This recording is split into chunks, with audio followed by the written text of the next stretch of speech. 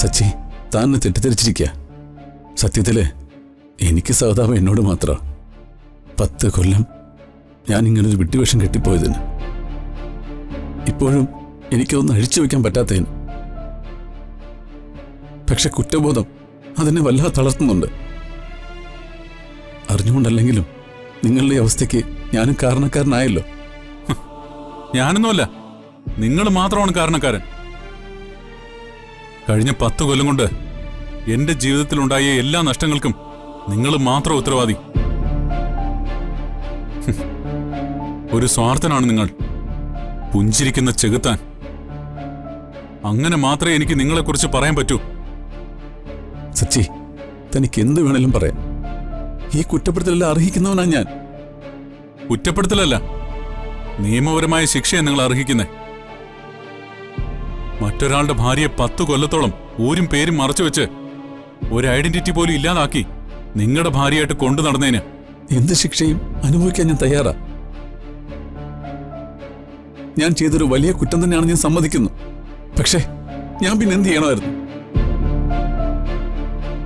എന്റെ വണ്ടിയുടെ മുൻപിലേക്ക് വന്ന് വീണു ആക്സിഡന്റ് ആയ ഒരു പെൺകുട്ടി ഉണരുമ്പോ അവൾക്ക് ഓർമ്മകളില്ല.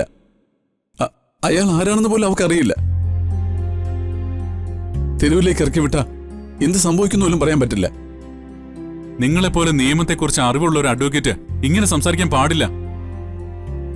തൊട്ടടുത്ത പോലീസ് സ്റ്റേഷനിൽ എത്തിക്കായിരുന്നു, അല്ലെങ്കിൽ ഏതെങ്കിലും ഒരു മാധ്യമത്തിൽ വാർത്ത കൊടുക്കായിരുന്നു. എന്തിന്? സോഷ്യൽ മീഡിയയിൽ ഒരു ചെറിയ വീഡിയോ ഇട്ട് ഇക്കാര്യം പറഞ്ഞാൽ പോലും അതെങ്കിലും ഞാൻ കാണുമായിരുന്നു. സച്ചി പറയുന്നല്ല ശരിയാ. പക്ഷേ എന്റെ അപ്പോഴത്തെ അവസ്ഥ, എനിക്ക് പറ്റിയൊരു ബുദ്ധിമോശം. ഏതു മനുഷ്യൻ ചിന്തിക്കുന്ന പോലെ ഞാനും എന്റെ കാര്യം മാത്രമേ ചിന്തിച്ചുള്ളൂ. സ്വാർത്ഥനായി പോയി, അതുകൊണ്ട് പറ്റിയതാ. പക്ഷെ ഇപ്പൊ ഞാൻ വന്നത് ആത്മാർത്ഥമായിട്ടാ. എനിക്ക് സച്ചിയോട് ഒന്നേ പറയാനുള്ളൂ, ആത്മഹത്യ ഒന്നിനൊരു പരിഹാരമല്ല. നഷ്ടപ്പെട്ടതെല്ലാം സച്ചിക്ക് തിരിച്ചു കിട്ടും. അതുവരെ ഒന്ന് കാത്തിരുന്നാ മതി. എത്ര നാൾ? ദേ, ഒരു കാര്യം ഞാൻ പറയാം, നിലതെറ്റി നിൽക്കാൻ ഞാൻ.